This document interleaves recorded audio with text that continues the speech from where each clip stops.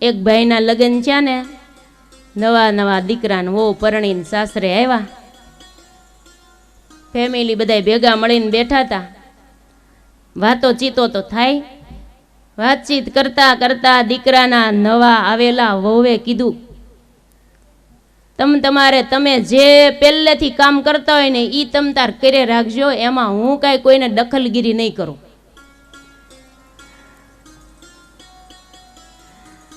તમારી રહેણી કહેણી જે હોય એમ નામ રાખજો, એમાં મારે કાંઈ ફેરફાર કરવાની જરૂર નથી. પહેલેથી જે સાફસૂફ કરતા હોય એ કરે રાખજો, જે કોઈ રસોઈ કરતા હોય એ તમતાર કરજો, એમાં મારે કાંઈ વિરોધ નથી કે હું જ કરું એમ, એ તમે બધાય કરજો. ત્યારે એના સસરાએ કીધું, હો બેટા શું કહેવા માગો છો? ત્યારે હોવે શું કીધું, હું તો એ કહેવા માગું છું કે હું તો માત્ર તમારા દીકરાને કાબૂમાં રાખવા જ આવી છું, બીજું બધું તમે તમતાર કરજો, મારું કામ આટલું જ છે. ત્યારે ખબર પડી ગઈ કે હોવના લક્ષણ બારણામાંથી, એટલે કહેવત પડી ગઈ છે હો, બારણામાં પગ મૂકે ત્યાં જ ખબર પડી જાય બોલવામાંથી. શતાનંદજી નાનપણથી એવા પવિત્ર જીવન છે, ભગવાનમય જેનું જીવન છે. રમવું પણ એવું છે, નાના બાળકોની સાથે રમે તો પણ એના રમવામાં ભગવાન સાથે આવી જાય છે. ભગવાન વગરનું એને કાંઈ ગમતું નથી. ઘણાય નાના બાળકો હોય એને ધૂન બોલો કીર્તન બોલો તો જ સુવે, એને એક વ્યસન પડી ગયું હોય, કેમ કે પહેલેથી એને યોગ એવો મળ્યો હોય. એટલે નાના બાળકની અંદર આવા સંસ્કારો ગર્ભમાંથી મળ્યા હોય. દિવસે દિવસે શતાનંદજી મોટા થવા લાગ્યા છે. માતા પિતાએ પ્રેમે કરીને પુત્રને ખૂબ લાડ તો લડાવ્યા, પણ વિદ્યા અભ્યાસ પણ કરાવ્યો છે, યજ્ઞોપવિત સંસ્કારો પણ કર્યા. દરરોજ શતાનંદજી પંચમ સ્કંદની કથા સાંભળે છે.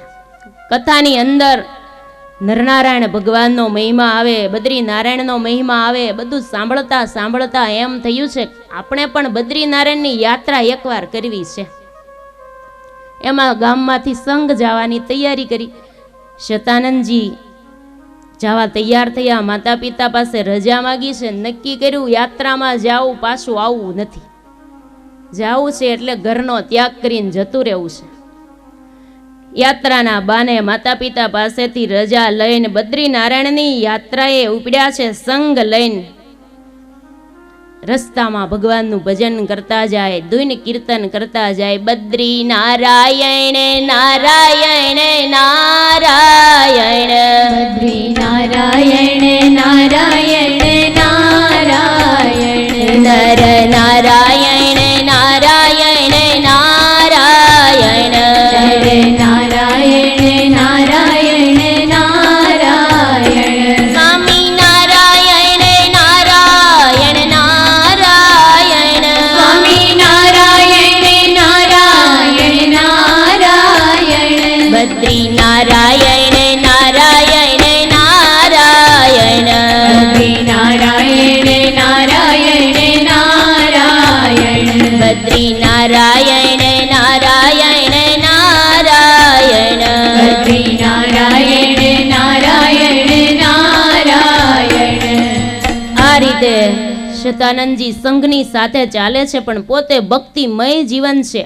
એટલે વાતો કરતા કરતા યાત્રામાં નથી જતા. જો આપણે યાત્રા કરવા જઈએ ને ત્યારે ભગવાનનું ભજન જેટલું કરીએ ને એટલું યાત્રાનું ફળ મળે. નહીતર યાત્રા છે ને એ પ્રવાસ બની જાય, યાત્રા પ્રવાસના રૂપમાં બની જાય ભગવાનની ભક્તિ ન કરીએ તો. આ શતાનંદ સ્વામી નાના હતા ત્યારથી આવા ભક્તિમય જીવનવાળા હતા. બદ્રીનારાયણમાં પહોંચ્યા છે. 6 મહિના સુધી આ બદ્રીનારાયણની અંદર એમ કહેવાય છે કે દેવો સેવા પૂજા કરે છે. 6 મહિના સુધી મનુષ્યો પૂજા કરે છે. દીવો પ્રગટાવી અને નીચે આવી જાય જ્યોતિર્મઠમાં, ત્યાં સુધી દીવો એમ નામ રહે. એવો બદ્રીનારાયણની અંદર અત્યારે પણ પ્રતાપ છે. અને એ બદ્રીનારાયણમાં આપણે જઈએ, એક રાત રોકાયું હોય ને તો માંડ માંડ રોકાવાય. જે ગયા હશે એને ખબર હશે, એક રાત પણ માંડ માંડ રહેવાતી હોય. એ વાતાવરણની અંદર શતાનંદજીએ તપશ્ચર્યાનો આરંભ કર્યો છે. ભગવાનની પ્રાપ્તિ કરવા માટે તપ કરવા બેસી ગયા છે. બધા કીધું હાલો આપણે યાત્રા પૂર્ણ કરીને આપણા ગામમાં જવું છે. શતાનંદજીએ કીધું મારે ક્યાંય આવવું નથી, મારે અહીંયા જ બેસવું છે. ભગવાનની આગળ બેસીને ભજન કરતા કરતા 1 મહિનો, 2 મહિના, 3 મહિના, 6 મહિના વીતી ગયા, છતાં પણ પરમાત્માનું ભજન કરતા બંધ થતા નથી. તપથી અને ભજનથી કંટાળ્યા નથી. મુમુક્ષુની સાધના જ્યારે પૂર્ણ થાય ને ત્યારે જ ભગવાન એને દર્શન દેવા માટે આવે છે. આપણને એમ થાય કે ધ્રુવજીની શું સાધના, ભગવાન એને 5 વર્ષના હતા ત્યાં દર્શન દેવા માટે આવ્યા, પણ આગલા જન્મની સાધના અધૂરી હતી એટલે ધ્રુવજીની સાધના ભગવાને પૂર્ણ કરી. 5 જ વર્ષના હતા, 6 મહિનામાં ભગવાને દર્શન દીધા.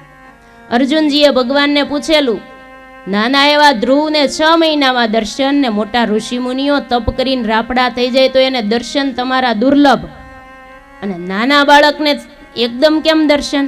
ત્યારે ભગવાને અર્જુનજીને સમાધિ કરાવીને બતાવ્યું. એક મોટો પર્વત હતો, એમાં હાડક્યાના મોટાના મોટા ઢગલા પડ્યા હતા, અને બતાવ્યું કે આ ધ્રુવજીના હાડક્યા આગલા જન્મના છે. તપ કરી કરીને માંસ ગળી ગયા, ત્યાં સુધી તપ કર્યું. એના હાડક્યાનો ઢગલો, બીજો ઢગલો, કેટલાય જોયા, આખો ડુંગરો બની ગયો તો. કેટલાય જન્મની સાધના ધ્રુવજીની છે ને, ત્યારે આ જન્મે ઉત્તાનપાદ રાજાને ત્યાં જન્મ ધારણ કર્યો. થોડીક ભજનની પ્રાપ્તિની અંદર ભગવાન મળી ગયા છે. એટલે ઘણાયને વહેલા મળી જાય એ આગલા જન્મનું હોય છે. અને શતાનંદજીએ ભગવાનના દર્શન કરવા માટે ભગવાનને પ્રાર્થના કરી. હૃદયની અંદર ભાવ છે કે ભગવાન મને દર્શન આપે. બદ્રીનારાયણની અંદર તપશ્ચર્યા કરે છે, ભગવાનને પ્રાર્થના કરે છે કે હે ભગવાન મને દર્શન આપો. એમાં ભગવાનના દર્શન એને થયા છે. પ્રબોધિની એકાદશીનો દિવસ છે. ભગવાને નરનારાયણ રૂપે દર્શન દીધા છે. ભગવાનના દર્શન થયા એટલે ભાવ વિભોર થઈને ભગવાનના ચરણમાં દંડવત પ્રણામ કર્યા છે. ભગવાને માગવાનું કીધું ત્યારે શતાનંદજીએ શું માગ્યું છે? એટલું જ માગ્યું છે કે મને તમારા ચરણમાં રાખો, મને તમારી સાથે રાખો, અને મારે તમારા ગુણગાન કરવાની ઈચ્છા છે. ત્યારે ભગવાને એમ કીધું, પૃથ્વી ઉપર ભગવાન પ્રગટ થયા છે, ગઢપુરમાં તમને મળશે અને તમે ભગવાનના ચરિત્રોનું ગાન કરજો. આ રીતે શતાનંદજીને ભગવાને વરદાન આપ્યું છે. પછી તો શતાનંદ સ્વામી ફરતા ફરતા ડબાણ આવ્યા છે. ડબાણ યજ્ઞની અંદર ભગવાને ભાગવતી દીક્ષા આપી છે. શતાનંદ નામ હતું અને શતાનંદ નામ રાખ્યું છે, એ જ નામ. આ રીતે શતાનંદજીનું જીવન ચરિત્ર ટૂંકમાં બતાવ્યું છે. સુરત મુનિ કહે છે કે હે રાજા, હવે હું તમને ભગવાનના કથા તરફ લઈ જાઉં છું. ભગવાનની સુંદર મજાની કથા બદ્રિકાશ્રમમાં હિમાલય પર્વતની કથાથી શરૂ થાય છે. ઈ પ્રતાપસિંહ રાજા કથા સાંભળવા બેસી ગયા છે. જેમ સુખદેવજી મહારાજના મુખે કથા સાંભળવા માટે પરીક્ષિત રાજા બેસી ગયા હતા અન્નશન વ્રત ધારણ કરીને, એમ પ્રતાપસિંહ રાજા ઇન્દ્રધુમ્ન સરોવરને કિનારે બેસી ગયા છે. અન્ન જળ પણ યાદ આવતા નથી. ભગવાનની કથા કહેવા લાગ્યા છે. સુરત મુનિ કહે છે કે હે રાજા, સુંદર મજાના ભારત વર્ષની અંદર હિમાલય પર્વત છે. ઉત્તર સીમાડાની રક્ષા કરનાર નગાધિરાજ હિમાલય પર્વત. આ પર્વત એની અંદર અનેક તીર્થો આવેલા છે. અનેક તપસ્વીઓ આ હિમાલયની અંદર વાસ કરીને રહ્યા છે. તીર્થવાસીઓ ત્યાં ભગવાનનું ભજન કરે છે. ગાંધર્વોના વીણાના વાદના ધ્વનિઓ આ પર્વત ઉપર સંભળાય છે. આ હિમાલય પર્વત એવો પવિત્ર છે કે ત્યાં હાથીઓના શબ્દ ધ્વનિઓ પણ સંભળાય છે. અહર્નિશ આ હિમાલય પર્વત મધુર પક્ષીઓના કલરવથી શોભી રહ્યો છે. આ હિમાલય પર્વતની અંદર પશુ પક્ષીઓ બધા એક સાથે વાસ કરી રહ્યા છે, કિલકિલાટ કરે છે, ભગવાનની આરાધના કરે છે. અને એ પક્ષીઓ ભગવાનનું ભજન એની ભાષામાં કરે છે. સ્વર્ગલોકમાંથી પૃથ્વી ઉપર પધારેલી મંદાકિની નદી સપ્તધારા રૂપે આ હિમાલય પર્વત ઉપર વહે છે. ભાગીરથી, વશ્વો, નલિની, સરસ્વતી, જાંબુ, સીતા, ગંગા, આમ સપ્તધારા રૂપે આ ગંગાજી હિમાલય પર્વત ઉપર વહે છે. સુરત મુનિ કહે છે કે હે રાજન, આજ હિમાલય પર્વત ઉપર નરનારાયણ ભગવાનનો સુંદર મજાનો આશ્રમ છે. એ આશ્રમની શોભા અદ્ભુત છે. હિમાલયમાં નરનારાયણ ભગવાનનો આશ્રમ જાણે કે અક્ષરધામનો એક ટુકડો લઈને ત્યાં મૂકી દીધો હોય એવો દિવ્ય સુંદર મજાનો આશ્રમ છે. આશ્રમમાં લીલાછમ વૃક્ષો શોભી રહ્યા છે. 6 ઋતુમાં આ આશ્રમની અંદર ફળ ફૂલો આવે છે. આ બદ્રિકાશ્રમ છે. સુંદર મજાની બોરડી પણ ત્યાં છે. આ બોરડીના વૃક્ષો ઉપર એવા મોટા બોર છે કે જાણે કે ઋષિ મુનિઓના કમંડળો ન લટકતા હોય એવી અદ્ભુત શોભા આ બદ્રિકાશ્રમની ભૂમિની અંદર છે. આ બદ્રિકાશ્રમ ધામ અતિ પાવનકારી છે. અનેક પશુ પક્ષીઓ પ્રાણીઓ ત્યાં નિવાસ કરી રહ્યા છે. આ બધા પશુ પક્ષીઓ પોતે બધા હિંસા વૃત્તિવાળા છે, છતાં પણ હિંસા વૃત્તિનો એનામાં પ્રવેશ નથી. બધા પશુ પક્ષીઓ પોતાના જાતિ સ્વભાવનો ત્યાગ કરી અને ત્યાં વાસ કરી રહ્યા છે. बनचर बिचरत बेर बिचारी, बनचर बिचरत बेर बिचारी, बनचर बिचरत बेर बिचारी, बनचर बिचरत बेर बिचारी, वसत नहीं को भयकारी, वसत नहीं को भयकारी, मृग खेलन मृगपति के आगे, मृग खेलन मृगपति के आगे, मणिधर गरुड़ गोद में लागे, मणिधर गरुड़ गोद में लागे, बनचर बिचरत बेर बिचारी, बनचर बिचरत बेर बिचारी, वसत नहीं को भयकारी, वसत नहीं को भयकारी.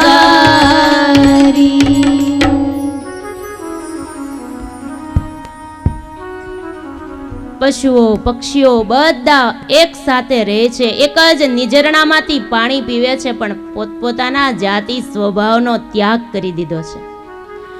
એક સાથે રહેવા છતાં પણ સ્વભાવના ત્યાગ કર્યા છે. મૃગલાઓ સિંહની સાથે વાસ કરી રહ્યા છે, તો સર્પ અને નોળિયાને તો આદિ અનાદિકાળથી વેર છે, છતાં પણ એક જ સાથે રહે છે. ઉંદર અને બિલાડાને તો ભાળ્યું ન થાય, ઉંદર બિલાડા પણ ત્યાં સાથે રહે છે. શિયાળ અને વરુઓ પણ એક સાથે રહે છે. ઘુવડ અને કાગડા પણ એક સાથે રહે છે. હે રાજન, આ સુંદર મજાનું આ નિર્ભીક સ્થાન છે. એ સ્થાનની અંદર વિરોધી સ્વભાવવાળા પણ પોતાના જાતિ સ્વભાવના ત્યાગ કરી કરીને ત્યાં રહે છે. આને જ આશ્રમ કહેવાય છે. જે વ્યક્તિઓ કોઈ કોઈનો જેને ભય નથી, પ્રેમપૂર્વક એક સાથે જે રહી શકે છે, જેના દિલની અંદર ક્ષમા ભાવના છે, જેનું દિલ વિશાળ હોય, હે રાજન, શાસ્ત્રની અંદર એને જ ગ્રહસ્થનું ઘર કીધું છે. ગૃહમ અપી તપોધનમ, ગૃહમ અપી તપોવનમ. ગ્રહસ્થાશ્રમની અંદર આવું ઘર હોય ને, એ એક તપોવન કહેવાય છે. એકબીજાની મર્યાદા રાખતા હોય, એકબીજાનો ક્ષમા ભાવના, હૃદયની અંદર વિશાળ ભાવના હોય, એ ગ્રહસ્થના ઘરની અંદર અવશ્ય વેર ભાવ વૃત્તિ રહેતા નથી. સાથે રહી બધા સંપથી રહી શકે છે. સંપ જાળવવા માટેનું સ્થાન છે આ. એકબીજાના બોલ પડ્યા બોલ બધા ઝીલતા હોય છે, નાના મોટાની મર્યાદાઓ રાખતા હોય છે. ઈ ગ્રહસ્થાશ્રમનું ઘર હોય ને તો પણ એક મંદિર કહેવાય છે.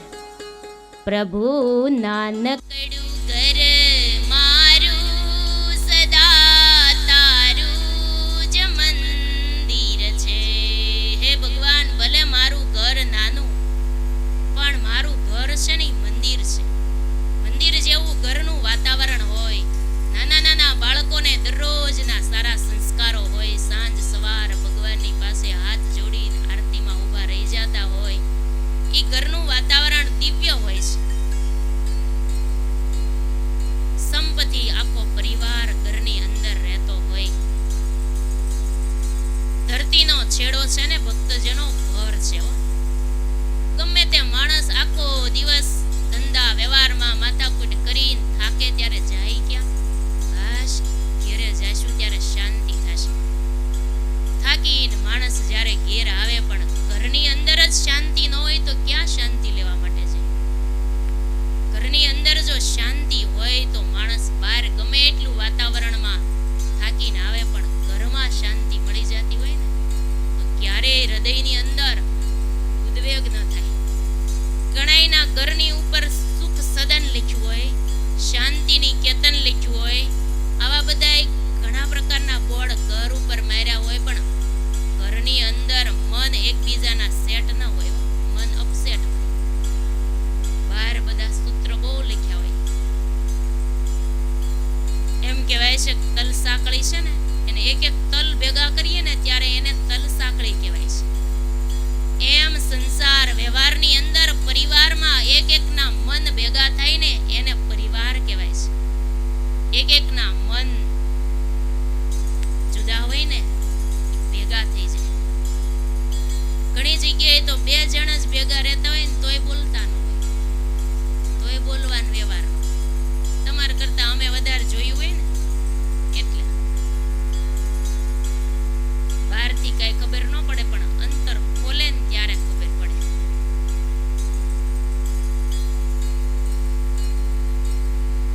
બે જણ રહેતા હોય તો એકને પંખો ગમતો હોય ને એકને ન ગમતો, એક બંધ કરે તો એક શરૂ કરે, એક ધીમી લાઈટ કરે કે એક ફૂલ કરે, આમ શરૂ થતું હોય. આમાંથી જ વાંધો આવે. લગ્ન કર્યા હોય ને ત્યારે તો એવી પત્રિકાઓ છાપી હોય ને, હવે તો પત્રિકા એવી છાપે, પત્રિકા ખોલે ને ત્યાં મ્યુઝિક વાગે, એવી તો પત્રિકાઓ છાપે. પણ મહિનો બે મહિના થયા ને ત્યાં મ્યુઝિક બંધ થઈ જાય. હા, ગૃહ શાંતિ ન હોય. એક ભાઈએ તો પ્લેનમાં લગ્ન કર્યા હો, થોડાક દિવસ થયા ત્યાં છૂટાછેડા થઈ ગયા. ખર્ચો બહુ કર્યો પણ લાંબુ હાલ્યું નહીં, સેટિંગ ન થયું મન સાથે. એટલે ખર્ચા બહુ થઈ જાય પણ અશાંતિ હૃદયની અંદર હોય છે, એટલે ક્યારેય સંસાર વ્યવહારની અંદર સુખ આવતું નથી. એકબીજાએ લેટ ગો કરવું પડે. સામે સામે બે છેડા જો ગરમ થઈ જાય ને તો ભડકો થાય. લાઈટની અંદર તમે જોયું છે, એક છેડો ઠંડો હોય ને એક છેડો ગરમ હોય, બે ભેગા થાય ત્યારે જ કરંટ આવે. બે છેડા ગરમ ભેગા કરવામાં આવે ને તો ભડકો થઈ જાય. એમ ગરમ બે છેડા ક્યારેય હોવા ન જોઈએ. એક ભાઈને બહુ ક્રોધ ને ઘેરે આવે ને એટલે બોલાવ્યા ન થાય. ઘણા બાયું પણ એવા હોય, ખાલી ભાઈઓ જ એવા હોય એવું નથી. એટલા બધા ગરમ થઈ જાય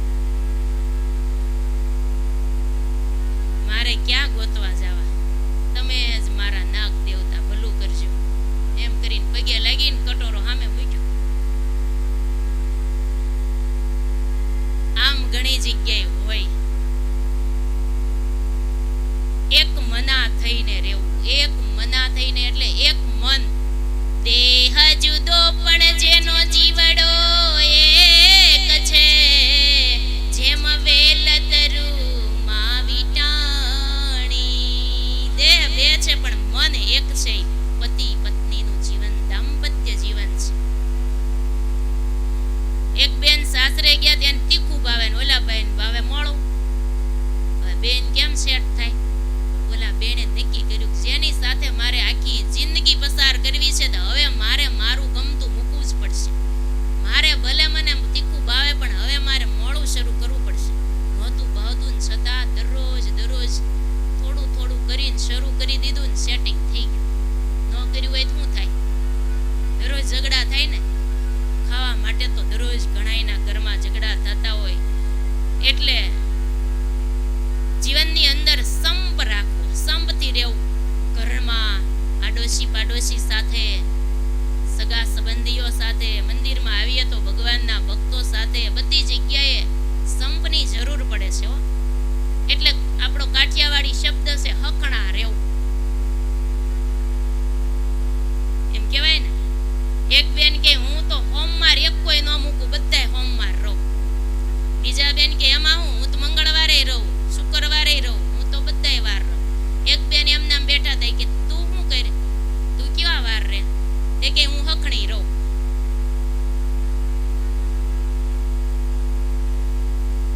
એટલે આ રીતે આ બદ્રિકાશ્રમનું દિવ્ય વાતાવરણ છે. આપણને આ પશુ પક્ષીઓ શીખવે છે કે મનુષ્ય જન્મની અંદર આવ્યા છીએ ત્યારે આપણે આપણા જાતિ સ્વભાવ તો મૂકવા જ પડશે. ત્યારે ભગવાનના ધામમાં જવાશે. નહીતર જાજી માથાકૂટ તો સાસુ વહુમાં જ હોય. એવું જાજા ભેગા રહેતા નથી, પણ જે રહેતા હશે એ બે પાત્ર ભગવાઈ ગયેલા છે સમાજની અંદર. એ બે જ પાત્રની વાતો થાય છે. તમે સારી રીતે રહેતા હશો પણ ક્યારેય સાસુ વહુને અંદરો અંદર એવો ભેદભાવ ન હોવો જોઈએ કે આ વહુ છે એમ, દીકરાની વહુ એમ નહીં, પણ શું માનવાનું? દીકરી છે. સતી સીતાજી સાસરે આવ્યા અયોધ્યાપુરી નિમાય, વહુ નહીં પણ દીકરી માની, હે સાચવે કૌશલ્યા માત બનો સાસુ તો બનજો એવા, હતા સતી સીતાને જેવા. સીતાજીના સાસુ કૌશલ્યા અત્યારે જો બની જાય ને તો રામરાજ પાછું ઊભું થઈ જાય. જૂના જમાનાની અંદર સાસુ વહુના ઝઘડા બહુ હતા ને અત્યારે પણ ઘણી જગ્યાએ હોય. દીકરાની વહુને ક્યારેય વહુ તરીકે નહીં માનવાની, પણ હું આપણી દીકરી છે. દીકરીને ભૂલ થાય એટલે કેટલું જાતું કરી દે. વહુના હાથેથી ક્યાંક ભૂલ થઈ ગઈ એટલે હજેતું કરતા હોય, બહાર પાડતા હોય. પણ દીકરાની વહુ છે એ પણ તમારી દીકરી છે. દીકરી મોડી ઉઠે તો વાંધો નહીં, વહુ મોડા ઉઠે તો સાસુ કીધા વગર રહે. એટલે ક્યારેય દીકરાની વહુમાં એવો ભાવ રાખવો નહીં.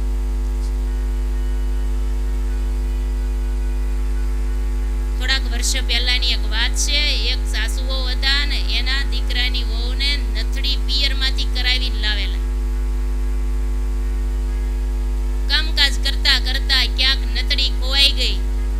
સાસુના બીકે મોઢું હંતાડીને કામ કરે. એમાં એક દિવસ સાસુ બાળી ગયા. દીકરાને વહુને કીધું, સાસુ સારા હતા એટલે કીધું, બેટા આ નાકમાં નથડી કેમ દેખાતી નથી? મારી નથડી ખોવાઈ ગઈ છે. ત્યારે સાસુએ કીધું, કાંઈ વાંધો નહીં, મૂંઝાતી નહીં, હું તને બીજી લઈ આવી દઈશ. એમ કરીને બીજી નથડી લાવીને પોતાને હાથેથી દીકરાના વહુના નાકમાં નથડી પહેરાવી દીધી. અને એમ કીધું કે વહુ બેટા, નથડી તો બજારમાંથી બીજી મળી રહેશે, પણ મારા તારા અંદરનો ભાવ બજારમાંથી નહીં મળે. માટે ભાવ હાચવી રાખો. ભાવ હૃદયની અંદર જો એમ નામ હશે તો વાંધો નહીં આવે. એટલે કુળની અંદર દીકરાની વહુ છે ઈ તમારે માટે તો લક્ષ્મી છે. કોઈએ ગાયું છે, કુળવધુ પોતાની દીકરી રે લોલ, કુળવધુ પોતાની દીકરી રે લોલ. હે દીકરી માની મેલજો માતે હાથ જો, દીકરી